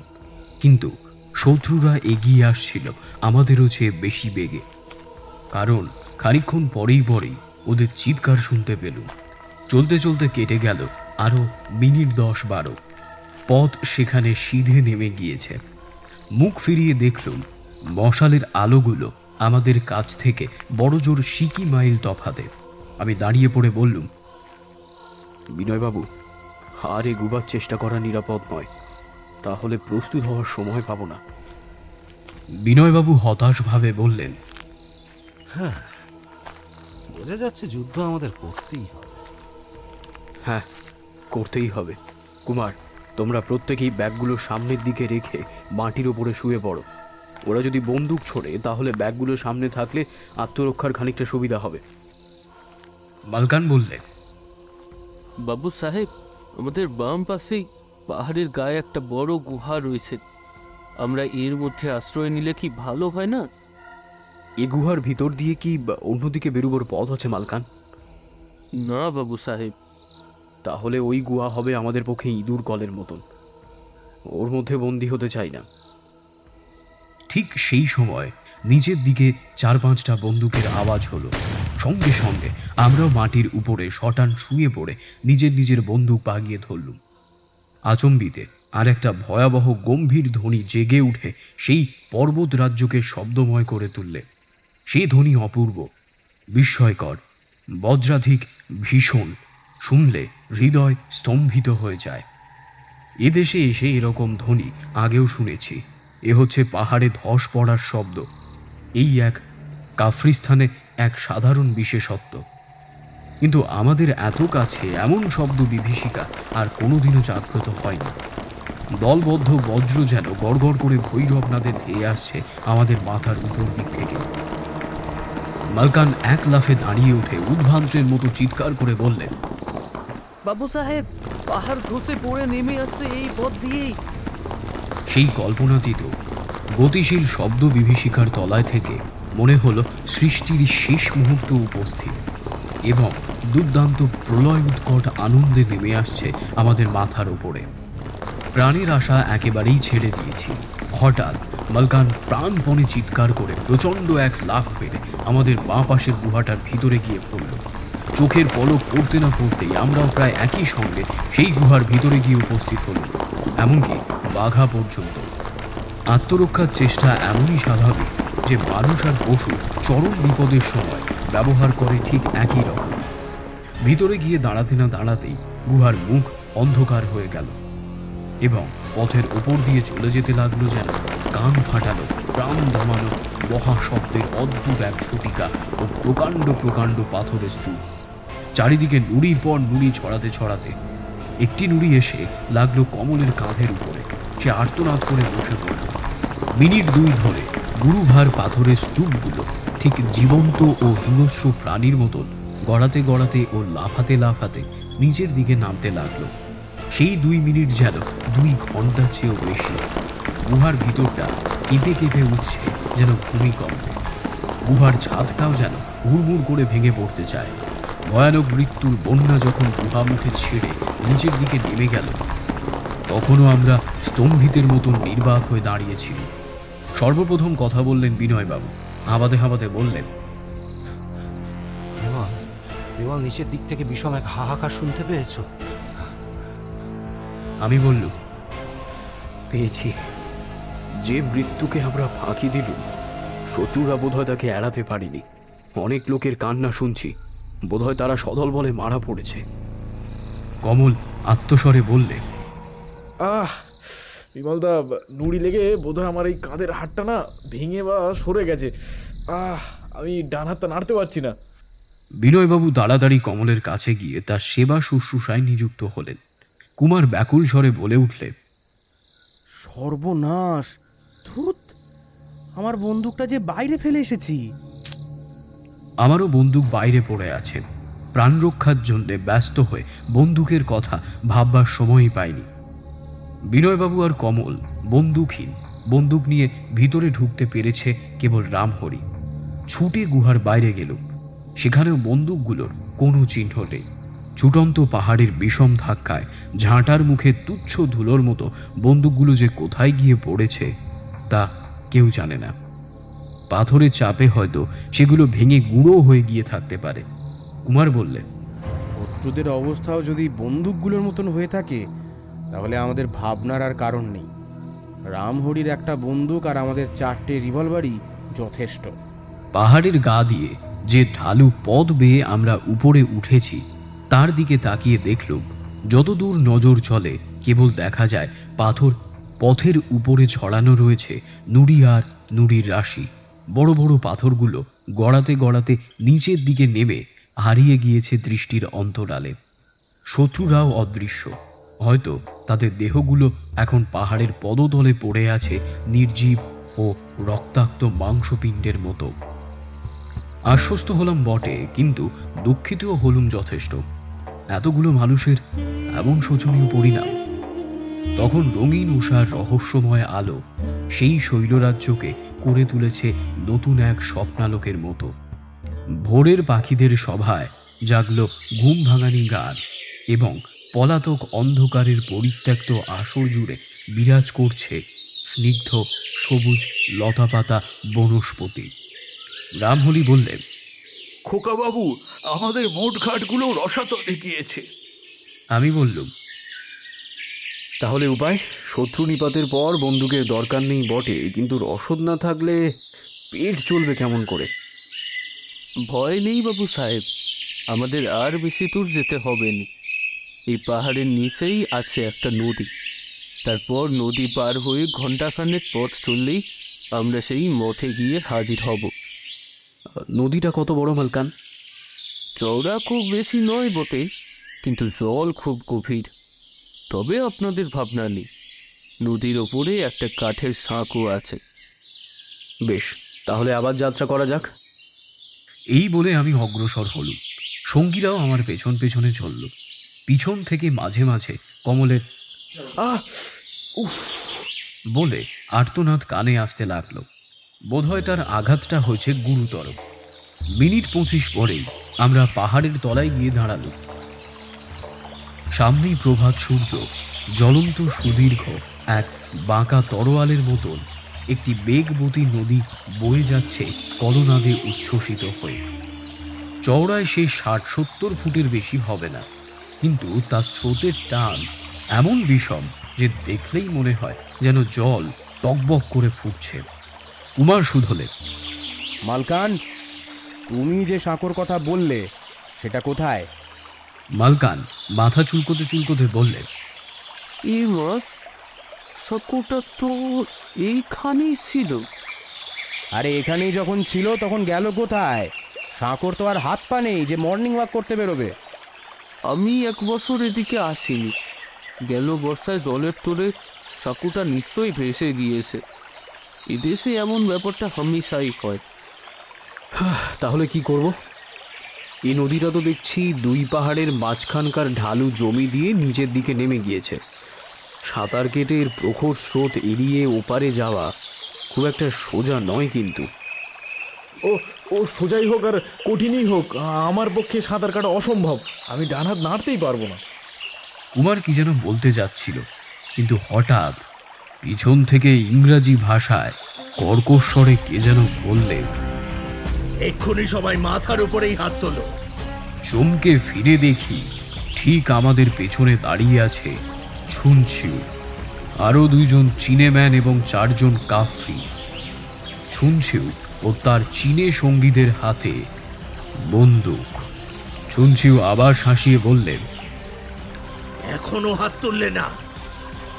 বাধ্য হয়ে আমাদের সকলকেই হাত তুলে দাঁড়িয়ে থাকতে হলো, একেবারে কাঠের মূর্তির মতো। ছুনছিউ ইঙ্গিত করতেই কাফরিরা ছুটে এসে ধাক্কা মেরে আমাদের মাটির উপরে শুইয়ে দিয়ে হাত পা বেঁধে ফেললে। আমার সামনে এগিয়ে এসে ছুনছিউ প্রথম করলে একটা বিকট অট্টহাস্য, তারপর বললে,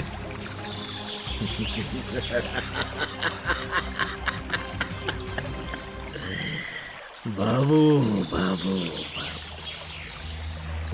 এইবারে তোমাদের আমি হাতের মুঠোয় পেয়েছি। প্রাণে বাঁচতে চাও তো লকেটখানা ফিরিয়ে দাও। আমি বললুম, তুমি যা চাইছো তা আমার কাছে নেই। আবার হাহা করে হেসে উঠে ছুনছিউ বললে,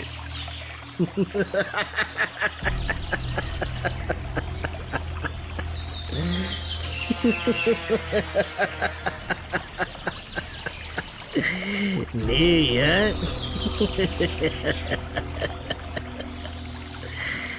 নেই? তাহলে তোমরা এত দূরে এসেছো কি ছেলে খেলা করতে? ওহে, দেখো তো এদের জামা কাপড়গুলো খুঁজে। তারা আমাদের প্রত্যেকের জামা কাপড় তন্ন তন্ন করে খুঁজে দেখলে, এমনকি আমাদের মুখবিবর পর্যন্ত দেখতে ছাড়লে না। লকেট আছে কলকাতায়, কিন্তু তার লিখন আছে আমার স্মৃতির ভাণ্ডারে। ছুনছিউকে সে কথা বলা উচিত মনে করলুম না। ছুনছিউ রাগে যেন পাগলের মতন করে উঠল, চিৎকার করে বললে, ওরে বাঙালি কুত্তার দল, তোদের জন্য আমার দুর্গতির সীমা নেই। চীন থেকে এলুম বাংলাদেশ, সেখানে বিপদের পর বিপদ এড়িয়ে এসেছি এই কাফরিস্তানে। ওইখানে এসে আমার দলের 28 জন লোকের প্রাণ গিয়েছে, তবুও আমি তোদের সঙ্গ ছাড়িনি। এত করেও শেষটা কি আমাকে ফাঁকে পড়তে হবে?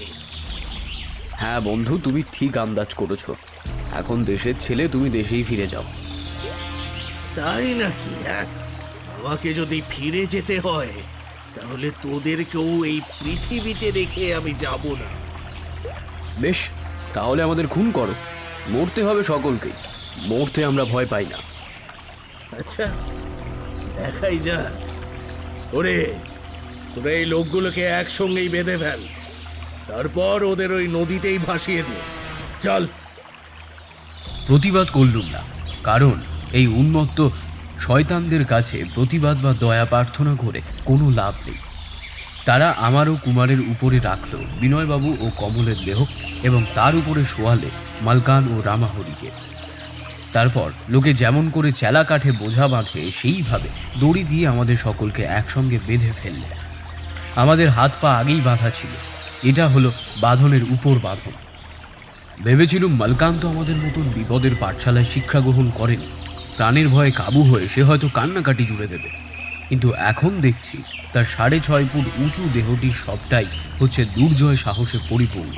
তার মুখ ভাবহীন, কণ্ঠে ভ্রু শব্দ পর্যন্ত নেই। ওরা সকলে মিলে ধরাধরি করে আমাদেরকে নদীর ধারে নিয়ে গেল। শুনছিউ বলল, এই শেষবারের মতো জিজ্ঞাসা করছি, বলো বলো লকেট কোথায় রেখেছো? আমি বিরক্তির স্বরে বললুম, আমাকে বারবার জ্বালাতন করো না শুনছি, লকেট আমার কাছে নেই। শুনছিউ বিস্ময় মাখা ক্রুদ্ধ স্বরে বললেন, এই বাঙালিটা আমাকে আশ্চর্য করলো। এই মরবে তবুও মিছে কথা বলা ছাড়বে না। আমি সত্যি কথাই বলছি। সত্য কথা? তুমি কি বলতে চাও? লকেট তোমার কাছে ছিল না? অবশ্যই, নিশ্চয়ই ছিল, তবে কিন্তু লকেট এখন আমার কাছে নেই। মানে মানে মানে আমি জানি না। বেশ, তাহলে আমরাও বরং আমাদের শেষ কাজটাই করে ফেলি। এই, ওদের জলে ফেলে দে। তারা সকলে মিলে আমাদের শূন্যে তুলে ধরলেন। রামাহরি চেঁচিয়ে বললেন, হে বাবা বিশ্বনাথ, চরণে ঠাঁই দিও। পর মুহূর্তে আমরা ঝপাং করে পড়লুম নদীর গর্ভে এবং সঙ্গে সঙ্গে তলিয়ে গেলুম পাতালের শীতল অন্ধকারে। পাতালের দিকে তলিয়ে গেল এবং তারপর আবার ভেসে উঠল। কেবল আমি নই, আমার সঙ্গে যারা বাঁধা ছিল তারা সকলেই আবার ভেসে উঠল। আমাদের এক যাত্রায় পৃথক ফল হওয়ার উপায় নেই। আচ্ছন্নের মতো শুনতে পেলুম কলকল কলকল করে গভীর জলগর্জন। কি তীব্র স্রোত, গতি তার প্রায় বন্যার মতো।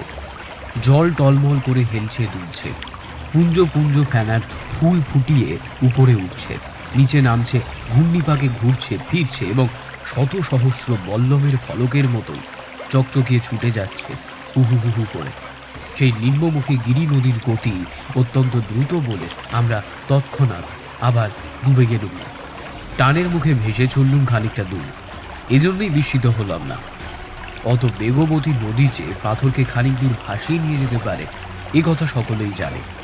তারপর আবার ডুবে গেল এবং জলের তলায় নিঃশ্বাস যখন বন্ধ হয়ে এসেছে, নদী আবার আমাদের উপরে ভাসিয়ে তুলল।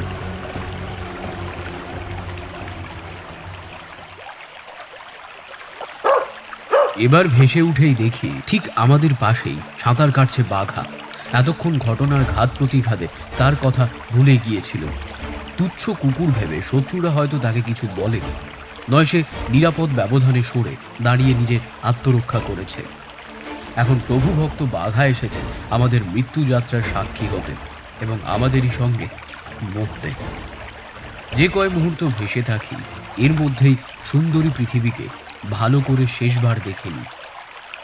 সূর্যের উপরে ওই সেই নীল আকাশের চন্দ্রাতপ, তীরে তীরে ওই সেই পাখি ডাকা সবুজ বনভূমি, দূরে কাছে ওই সেই গিরিরাজ হিমালয়ের স্তম্ভিত শৈল তরঙ্গ। ভালো করে আরও কিছু দেখতে না দেখতেই আবার ডুবে গেল, কিন্তু আবার ভেসে উঠল পর মুহূর্তেই। এবার মনে হলো কি যেন আমাদের টেনে তুলছে। সবিস্ময়ে তাকিয়ে দেখি বাঘা প্রাণপণে আমাদের বাঁধন দড়ি কামড়ে ধরেছে। বাঘা আর দড়ি ছাড়লে না, আমরাও আর ডুবলুম না। আমাদের পাঁচজনকে টেনে তোলবার শক্তি নিশ্চয়ই বাঘার নেই, কিন্তু প্রথমত জলে গুরুভারও হয় লঘুভার এবং দ্বিতীয়ত এই খরস্রোতা নদীর তীব্র টান আমাদের ভাসিয়ে রাখবার পক্ষে যথেষ্ট সাহায্য করলে। বাঁধন দড়ি কামড়ে ধরে নদীর তীরের দিকে যাওয়ার চেষ্টা করলে, কিন্তু স্রোতের টানে তার সেই চেষ্টা সফল হলো না। তবে সে কোনো ক্রমে জলের উপরে আমাদের ভাসিয়ে রাখবে। ধন্যবাদ বাঘাকে, অশেষ ধন্যবাদ। এতক্ষণ পরে কুমার কথা কইলে বললেন, বিমল, বাঘা যা করলো অন্য কিন্তু কোনো কুকুর তা করতে পারতো না। কিন্তু এইভাবে বাঘা আর কতক্ষণ আমাদের ভাসিয়ে রাখবে বলো তো? বাঘা তো আর জলচর জীব নয়, আর একটু পরেই তো সে দুর্বল হয়ে পড়বে। তখন যে মরণ ছাড়া আমাদের আর কোনো গতি থাকবে না। আমিও সেই কথাই ভাবছি কুমার। বিনয়বাবু বললেন, শত্রুরা কি এখনো আমাদের দেখতে পাচ্ছে না? আমি বললুম, তাদের কাছ থেকে আমরা অনেকটা দূরে এসে পড়েছি বিনয়বাবু। কমল উৎসাহিত কণ্ঠে বললে, দেখো বিমলদা, বাঘার চেষ্টা একেবারে ব্যর্থ হয়নি। সে একটু একটু করে আমাদের ওই তীরের খানিকটা কাছে এনে ফেলেছে। কমলের উৎসাহ দেখে এত দুঃখেও আমার হাসি এলো। আমাদের এই অবস্থায় তীরের খানিকটা কাছে আসা আর তীরে গিয়ে ওঠার মধ্যে আকাশ পাতালের তফাৎ। এমন সময় এক অভাবনীয় কাণ্ড ঘটল। নদীর গতি হঠাৎ অত্যন্ত বেড়ে উঠল। বোধহয় এখন আমরা যেখান দিয়ে যাচ্ছি নদীর তলাকার জমি, সেখানে খুব বেশি ঢালু। যেদিকে চলেছি সেই দিকেই ছিল আমার মাথাটা, তাই ওদিকটায় কিছুই এতক্ষণ দেখতে পাচ্ছিলাম না। আচম্বিতে ঘূর্ণয়মান নদীর স্রোতের ঠালে আমাদের একসঙ্গে বাঁধা দেহগুলো উল্টে ঘুরে গেল। প্রচণ্ড বেগে খানিক দূর ভেসে গিয়েই দেখি তীর একেবারে আমাদের খুব কাছে সরে এসেছে। বিনয়বাবু চেঁচিয়ে বললেন, আমরা নদীর বাঁকে এসে পড়েছি, আমরা নদীর বাঁকে এসে পড়েছি। সঙ্গে সঙ্গে আমরা পেলুম এক বিষম আঘাত। অন্য সময় হলে সেই আঘাতে রীতিমতো অভিভূত হয়ে পড়তুম, কিন্তু এখন আমরা অভিভূত হওয়ারও অবকাশ পেলুম না, কারণ আমাদের দেহের উপরে লাগলো কঠিন পাথুরে মাটির স্পর্শ। এ স্পর্শ যত কঠিনই হোক, এটা যে স্নেহময়ী পৃথিবীর মাটির ছোঁয়া। এই আশ্চর্য অনুভূতি আমাদের মনকে আচ্ছন্ন করে দিল উন্মত্ত আনন্দে। আমরা ঠেকে গিয়েছি নদীর বাঁকে। কেবল তাই নয়, বাঁকের মুখে ছিল একটা জলজ লতা পাতার ঘন জাল। দেহগুলোকে সে যেন জীবন্তেরই মতন ছড়িয়ে ধরলেন। স্রোত আর আমাদের টেনে নিয়ে যেতে পারবে না। রামাহরি বললেন, জয় বাবা বিশ্বনাথ, একেই বলে রাখে কৃষ্ণ মারে কে। হায় রামহরি, তোমার কৃষ্ণ আমাদের রাখলেন বটে, কিন্তু বাঁধনগুলো খুলে দেওয়ার ব্যবস্থা করলেন না কেন? বাঘা তখন গলা পর্যন্ত জলে দাঁড়িয়ে অত্যন্ত ক্রুদ্ধভাবে আমাদের দিকে তাকিয়ে গড় গড় রবে গর্জন করে উঠলে। আমাদের দিকে তাকিয়ে বাঘা এতটা চটে উঠল কেন? পর মুহূর্তে এই প্রশ্নের উত্তর আমি পেলুম। হঠাৎ বাঘা আক্রমণ করলে আমাদের বাঁধন দড়িকে। এই দড়ির উপরেই তার রাগ হয়েছে। সে বুঝতে পেরেছে এই দড়ির বাঁধনই হচ্ছে যত নষ্টের মূল। কুমার তাকে উৎসাহ দিয়ে বারংবার বলতে লাগলেন, বাঘা, ও আমার সোনা বাঘা, আমার বন্ধু বাঘা, আমার বাহাদুর বাঘা, এসো তো সোনা, এই ছোট্ট করে কেটে দাও তো দড়িগুলো, একদম চটপট কেটে দাও, ঠিক আছে? উৎসাহ পেয়ে বাঘার আনন্দ আর ধরে রাখার মতো নয়। জয় পতাকার মতন তার লাঙ্গল জলের উপরে তুলে সে নাড়তে লাগলো ঘন ঘন। স্বাধীন, আমরা স্বাধীন। বাঘার দৌলতে আমরা জলে ডুবে মরিনি। বাঘার অনুগ্রহে ঘুচল আমাদের বন্ধন দশা। এতক্ষণ মালকান একটি মাত্র কথা কয়নি। সে হঠাৎ এখন উচ্ছ্বসিত হয়ে দুই হাত বাড়িয়ে বাঘাকে বুকের ভিতরে জড়িয়ে ধরে অশ্রুরুদ্ধ স্বরে বললে, বন্ধু, আমার জীবন রক্ষক বন্ধু। রামাহরি আহ্লাদে নাচতে নাচতে বললেন, দেখছো কমল বাবু, কৃষ্ণ বাঁধন খুলে দিলেন কিনা। বাঘা সেই কৃষ্ণেরই জীব। কুমার বললেন, ভগবান যা করেন ভালোর জন্যই করেন, দেখেছ?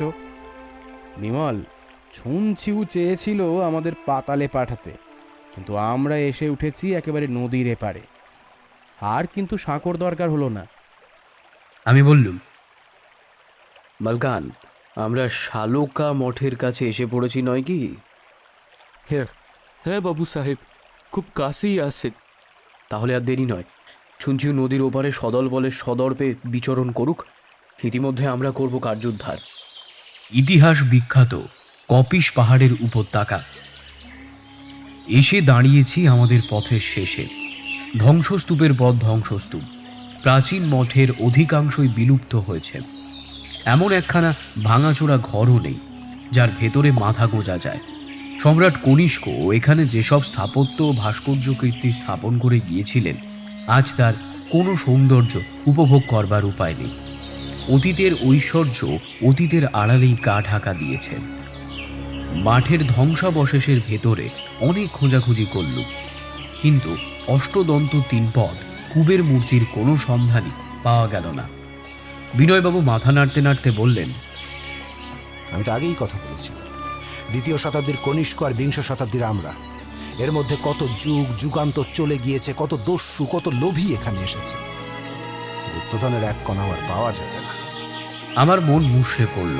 তাহলে এতদিন ধরে আমরা দেখছিলুম আলে আর স্বপ্ন। আমাদের এত আগ্রহ, এত চেষ্টাশ্রম, এত বিপদ ভোগ, সবই হলো ব্যর্থ।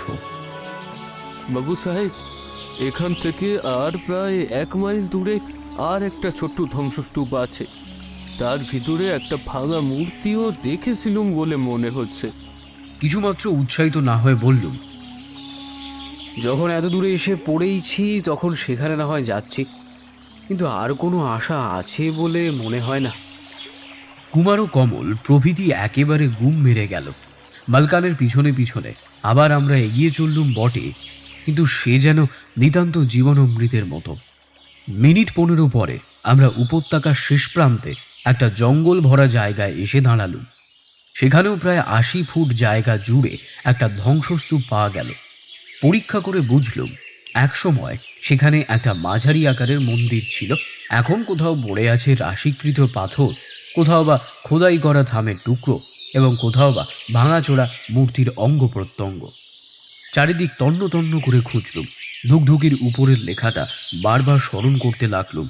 সা লো খা, পশ্চিম দিক, ভাঙা মঠ, কুবের মূর্তি, গুপ্ত গুহা। আমরা আগে যে ধ্বংসস্তূপে গিয়েছিলাম হয়তো সেখানেই ছিল প্রাচীন শালকা মঠ। তারপর আমরা পশ্চিম দিকেই এসেছি বটে, এবং এখানেও পেয়েছি একটা মঠ বা মন্দিরের ধ্বংসাবশেষ। কিন্তু কোথায় সেই কুবের মূর্তি? কুমার বললেন, হয়তো আগে এখানে কুবের মূর্তি ছিল, এখন সেটা ভেঙে গুঁড়ো হয়ে গেছে, কিন্তু গুপ্ত গুহাটাই বা কোথায়? এমন সময় বিনয়বাবু সাগ্র হয়ে আমাদের নাম ধরে ডাক দিলেন।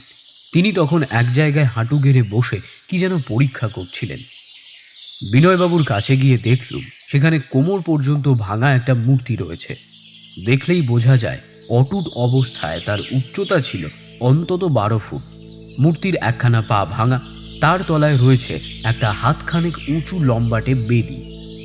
বিনয়বাবু বেদির উপরে অঙ্গুলি নির্দেশ করে আমাদের দৃষ্টি আকর্ষণ করলেন। প্রথমটা কিছুই বুঝতে পারলুম না, তারপরেই লক্ষ্য করলুম বেদির উপরে মূর্তির অটুট পায়ের পাশেই পড়ে রয়েছে আরও 2খানা পায়ের চিহ্ন। পা দুখানা অদৃশ্য হয়েছে বটে, কিন্তু পায়ের ছাপ এখনো বর্তমান। বিনয়বাবু বললেন, বিমল, এই তোমাদের কুবেরের মূর্তি। কুশ্রী কুবেরের অষ্টদন্ত মুখ আর প্রকাণ্ড ভুঁড়ি মহাকালের প্রহারে নষ্ট হয়ে গেছে। প্রথম দৃষ্টিতে একখানার বেশি পদও নজরে পড়ে না বটে, কিন্তু পাথরের উপর অন্য 2খানা পদের কিছু কিছু চিহ্ন আজ লুপ্ত হয়ে যায়নি। হ্যাঁ, এই তোমাদের কুবের মূর্তি। তাহলে কি বোঝা যাচ্ছে? ধুকধুকিতে মিছে কথা লেখা নেই, কিন্তু গুপ্ত গুহা কোথায়? কমল বললেন, সেটা যদি সহজে আবিষ্কার করা যেত তাহলে তার নাম আরে গুপ্ত গুহা হতো না। কমল ঠিক বলেছে, কিন্তু কুবের মূর্তি যখন পেয়েছি তখন ধুকধুকির লিখনকে আর অবিশ্বাস করা চলে না। নবজাগ্রত উৎসাহে আমরা সকলে দিকে দিকে ছড়িয়ে পড়ে গুহার সন্ধান করতে লাগলাম। জঙ্গল আনাচে কানাচে অনেক খোঁজাখুঁজি করলুম, কিন্তু গুহার কোনো অস্তিত্বই আবিষ্কার করতে পারলুম না। সকলে আবার নিরাশ মনে ভাঙা কুবের মূর্তির পাশে এসে দাঁড়ালুম। ঘাটে এসে নৌকা বোধহয় ডুবল। কুমার বললেন, উপত্যকা শেষে ওই যে পাহাড় রয়েছে না, ওখানে গিয়ে কি একবার গুহার খোঁজ করে দেখবো নাকি? বিনয়বাবু বললেন, আমার বিশ্বাস গুহা যদি থাকে এই কুবের মূর্তির কাছেই আছে। মন্দিরের সম্পত্তি মন্দিরের বাইরে থাকবে কেন? যুক্তিসঙ্গত কথা, কিন্তু বেদির উপরে এই তো রয়েছে কুবের মূর্তি। তার আশপাশের অনেকখানি পর্যন্ত সমস্তটাই পাথর দিয়ে বাঁধানো, কারণ এটা হচ্ছে বিলুপ্ত মন্দিরের বেছে। এখানে গুহা থাকবে কোথায়? খানিকক্ষণ ভেবেও কোনো হদিশ পাওয়া গেল না। কুমার হঠাৎ কৌতুক ছলে কুবেরের পা টেনে ধরে বললেন, হে কুবের, হে দেবতা, আমরা হচ্ছি টাকার অর্থাৎ তোমার পরম ভক্ত। কোথায় তোমার ঐশ্বর্য লুকিয়ে রেখেছ প্রভু? একবারটি দেখিয়ে দাও, দেখিয়ে দাও প্রভু, একবারটি দেখিয়ে দাও। হঠাৎ আমার মনে হলো কুবের মূর্তি যেন একটু নড়ে উঠে ডান দিকে সরে গেল। তাড়াতাড়ি মূর্তির পায়ের তলায় হেঁট হয়ে পড়ে দেখি ধুলি ধূসরিত বেদির উপরে 1.5 ইঞ্চি চওড়া একটা পরিষ্কার পরিচ্ছন্ন রেখা। মূর্তিটা যেই একটু সরে গেছে তার নিচেকার পরিষ্কার অংশটুকু বেরিয়ে পড়েছেন, সে বিষয়ে কোনো সন্দেহ নেই। আমি বললুম, কুমার, কমল, রামহরি, এসো এসো এসো, আমরা সবাই মিলে মূর্তিটাকে বাঁ দিকে একটু ঠেলা দিই তো। আমার দৃঢ় বিশ্বাস এই মূর্তির ভেতরে কোনো রহস্য আছে। সকলে মিলে যেমন ঠেলা দেওয়া, ভাঙা মূর্তিটা হড়হড় করে প্রায় 2 হাত সরে আবার অটল হয়ে দাঁড়িয়ে পড়ল। অবাক বিস্ময় দেখল মূর্তির তলদেশে আত্মপ্রকাশ করেছে একটা চতুষ্কোণ গর্ত এবং তার ভিতরে নিজের দিকে নেমে গিয়েছে একসার সংকীর্ণ সিঁড়ি। এই তাহলে সেই গুপ্ত গুহা। কুমার আনন্দে মেতে উঠে বললে, আরে বাস, আজ তো দেখছি আমাদের উপর সব দেবতারই অসীম দয়া। রাম হরির কৃষ্ণ আমাদের প্রাণে বাঁচালেন, আর পাথরের কুবের আমাদের সামনে খুলে দিলেন তার রত্ন ভাণ্ডারের গুপ্ত দ্বার। এখন দেখা যাক এই ভাণ্ডার পূর্ণ কিনা। বলেই সে গর্তের ভিতরে পা বাড়িয়ে দিলে। রামাহরি তাড়াতাড়ি বাধা দিয়ে বললেন, ওগো কুমার বাবু, কোথা যাও? এখানে জকের ভয় আছে, সে কথা কি ভুলে গেছো? আমি বললুম, থামো রামাহরি, বাজে বকো না। প্রায় 2000 বছর ধরে বেঁচে আছে, এমন ভূতের গল্প কোনোদিনও শুনিনি বাবু। বেঁচে থাকলেও সে এত বুড়ো হয়ে গেছে যে আমাদের দুটো ঘুষিও সে সহ্য করতে পারবে না। চলো সবাই, চলো গুহার মধ্যে চলো। সিঁড়ির পরেই মাটির তলায় মস্ত একটা ঘর, তার চারিদিকে পাথরের দেওয়াল। সে ঘরে অন্তত 200 লোকের স্থান সংকুলন হতে পারে। আমাদের সমস্ত মোট ঘাট চুলের দৌড়ে পাঠিয়েছে ধসে যাওয়া পাহাড়, এবং আমাদের সঙ্গে যা কিছু ছিল সমস্ত কেড়ে কুড়ে নিয়েছে ছুমছুয়ের দলবল। কেবল কমলের কাছে ছিল ছোট্ট একটা পকেট টর্চ, নদীর জলেও তার শক্তি ক্ষয় করতে পারেনি। সেইটি চারিদিকে ঘুরিয়ে ফিরিয়ে নিরেট অন্ধকারকে বিদীর্ণ করে দেখলুম সেই প্রশস্ত গুহা। গৃহের একদিকে রয়েছে 3টে বড় বড় পাথরের সিন্দুক। পুরাকালের এইরকম সিন্দুক আমি কোনোদিনও কোনো জাদুঘরে দেখিনি। প্রত্যেক সিন্দুক প্রায় 2 হাত করে উঁচু ও চওড়া এবং 5 হাত করে লম্বা। তার একটার মধ্যে অনায়াসেই একজন লম্বা চওড়া মানুষ শুয়ে থাকতে পারে। রামহরি প্রথমটা ভূতের ভয়ে জড়সড় হয়েছিল। এখন সিন্দুক দেখে সমস্ত ভয় ভুলে তাড়াতাড়ি একটা ডালা খুলে ফেললেন। অন্য দুটো ডালা তুললে কুমার ও কমল 3টে সিন্দুকের ভেতরেই পাওয়া গেল কেবল বড় বড় মাঝারি থালা ও অন্যান্য পাত্র। বিনয়বাবু 2-4খানা থালা পরীক্ষা করে নিয়ে বললেন, অনেককালের জিনিস, বিবর্ণ হয়ে গেছে, কিন্তু আমার সন্দেহ হচ্ছে এগুলো সোনার বাসন, নইলে এত সাবধানে গুপ্ত গুহায় লুকিয়ে রাখা হতো না। কমল চমৎকৃত হয়ে বললেন, এত সোনার বাসন কুসুম, উফ, না জানি এর দাম কত হবে। অনেক, কেবল এগুলো বেচলেই আমরা লক্ষপতি হতে পারি। কিন্তু কেবল সোনার বাসন কেন কমল? পরিব্রাজক হুয়েনসাংয়ের কথা যদি সত্যি হয় তাহলে তো এখানে আরো অনেক ধনরত্ন আছে। বিনয়বাবুর কথা শুনতে শুনতে আমি টর্চের আলোটা ঘুরিয়ে অন্যদিকে ফেলতেই দেখি ঘরের আর এক কোণে সাজানো রয়েছে সারি সারি বড় বড় ঘোড়া। সবাই ছুটে সেই দিকে গেল। গুনে দেখলুম প্রত্যেক সারে রয়েছে 4টে করে ঘোড়া, এমন 5টা সারে মোট 20টা ঘোড়া। ব্যাঘ্র হস্তে সবাই ঘোড়াগুলো তুলে পরীক্ষা করতে লাগলো। প্রথম 3 সারে প্রত্যেক ঘোড়াই খালি, চতুর্থ সারে 2টো ঘোড়া খালি। 2টো ঘোড়া তুলতেই বোঝা গেল তাদের মধ্যে কিছু আছে, সে দুটো রীতিমতো ভারী। আমিও কুমার 2টো ঘোড়াই তুলে মেঝের উপরে উপুর করে দিলুম। ঝনঝন রবে চারিদিকে ছড়িয়ে পড়ল রাশি রাশি গোল গোল চাকতি। একটি চাকতি তুলে নিয়ে দেখি মোহর, অনেক কালের পুরানো মোহর, খুব সম্ভব 2000 বছর আগে। পঞ্চম সারের প্রথম ও দ্বিতীয় ঘোড়াও মোহরে মোহরে পরিপূর্ণ। মুক্ত স্রোত, কোনো মুক্তই ছোট নয়, অনেক মুক্তই পায়রার ডিমের মতন বড়। মেঝের উপরে মুক্তোর স্তূপ, এত মুক্ত জীবনে এক জায়গায় কখনো দেখিনি। চতুর্থ বা শেষ কলস মেঝের উপরে সৃষ্টি করলে রত্নের স্তূপ, তার মধ্যে কিনা আছে হিরে, চুনি, পোখরাজ, পদ্মরাগ, মণি, কত আর নাম করব। টর্চের আলোতে সেই সব রত্ন জলজল করে জ্বলতে লাগলো। বিস্ময় বিস্ফারিত নেত্রে আত্মহারার মতন দাঁড়িয়ে আছি। হঠাৎ বাঘা চাপা গলায় গর্জন করে উঠলে। পর মুহূর্তে শুনলুম তাদের কণ্ঠস্বর ও পদশব্দ। কারা যেন খটখট করে সিঁড়ি দিয়ে নামছে। কে ওরা? আবার চুনচিওর দল নাকি? কিন্তু ভাবারও সময় নেই, আমরা নিরস্ত। বললুম, শিগগির ঘরের ওদিকে চলো, ওই বড় বড় সিন্দুকের পেছনে। সিন্দুকের আড়ালে হুমড়ি খেয়ে আমরা মাটির সঙ্গে প্রায় মিশিয়ে রইলুম। সমস্ত ঘর আলোয় আলোয় উজ্জ্বল হয়ে উঠল, তা মশাল কিংবা লণ্ঠনের আলো। উঁকি মেরে দেখবার ভরসা হলো না। পায়ের শব্দ শুনে বুঝলুম ঘরের ভিতরে ঢুকলো 7-8 জন লোক। একজন ভাঙা ভাঙা হিন্দি ভাষায় বললে, ছঞ্চিও সাহেব, আমার চোখ ভুল দেখে না। আমি দূর থেকে চকিতের মতন দেখেছি, একটা পাহাড়ের আড়ালে তারা মিলিয়ে গেল। 2-3 জনের পায়ের শব্দ আমাদের দিকে এগিয়ে আসতে লাগলো। বুঝলুম আর রক্ষে নেই। স্থির করলুম শুধু হাতেই লড়তে লড়তে মরব, কিন্তু আত্মসমর্পণ করব না কিছুতেই। হঠাৎ বামুর কি বোধহয় বললেন, শুনছি সাহেব, দেখো দেখো, ওদিকে জ্বলে জ্বলে জ্বলে উঠছে। কি ওগুলো? যেদিকে কলসগুলো ছিল সকলে সেই দিকেই দ্রুত পদে ছুটে গেল। তারপরে বিস্ময়পূর্ণ চিৎকার। বামুক চেঁচিয়ে উঠল, আল্লাহ আল্লাহ, এই যে হিরে, মুক্ত পান্না। তারপরেই গুহায় নামবার সিঁড়ির উপরে শোনা গেল আবার অনেক লোকের পায়ের শব্দ। নিশ্চয়ই গুহার ভিতরে আনন্দ কলরব শুনে শত্রুদের দলের আরো অনেক লোক নিচে নেমে আসছে। আমাদের বাঁচবার কোনো উপায় নেই। নতুন পায়ের শব্দগুলো এলো ঘরের ভেতরে। পর মুহূর্তে ছুমছিউয়ের ক্রুদ্ধ কণ্ঠস্বরে জাগলো ভীষণ গর্জন, এবং তারপর বন্দুকের পর বন্দুকের কান ফাটা আওয়াজে সেই বদ্ধ গুহাগৃহের ভেতরটা হয়ে উঠল ভয়াবহ। সঙ্গে সঙ্গে নানা কণ্ঠের অভিশাপ ও আর্তনাদ, ধূপধাপ করে দেহপতনের শব্দ। মনে হলো কারা যেন সঙ্গে সঙ্গে হাতাহাতি যুদ্ধও শুরু করেছে। ই আবার কি কাণ্ড! কারা লড়ছে কাদের সঙ্গে?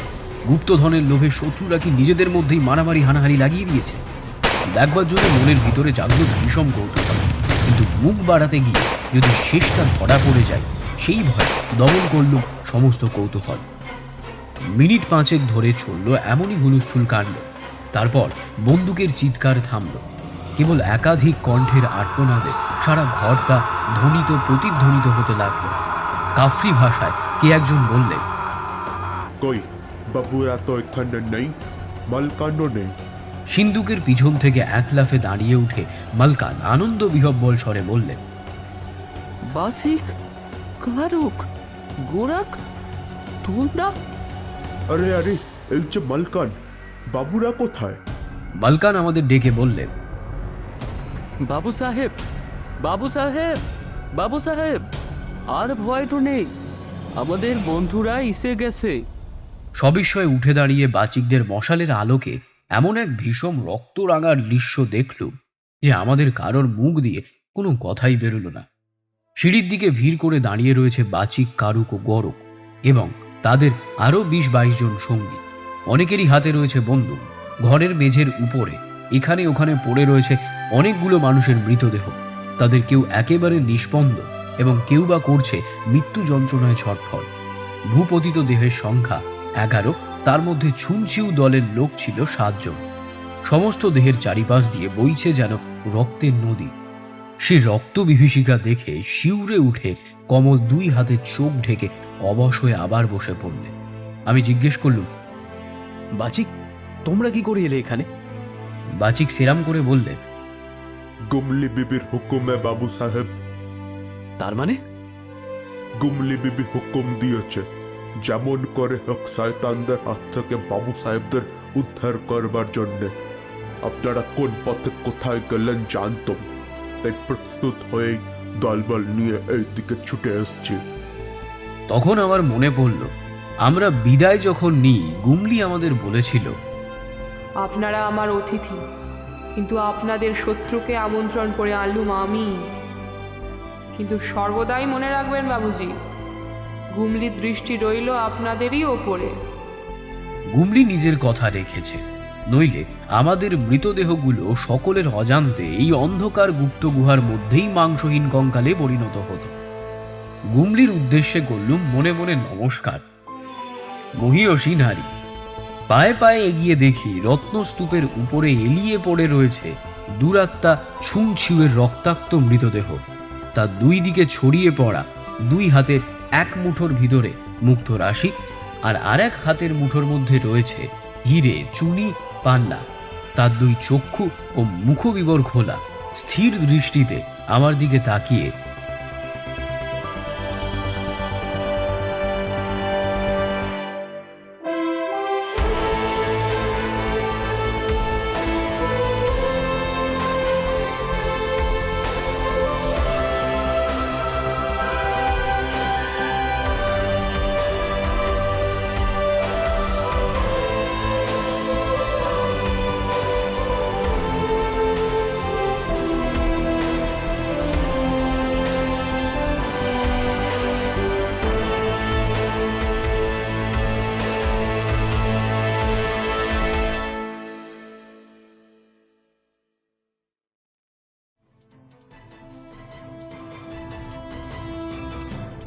আপনারা এতক্ষণ শুনছিলেন হেমেন্দ্র কুমার রায়ের লেখা যক্ষপতি রত্নপুরী দ্বিতীয় তথা অন্তিম পর্ব।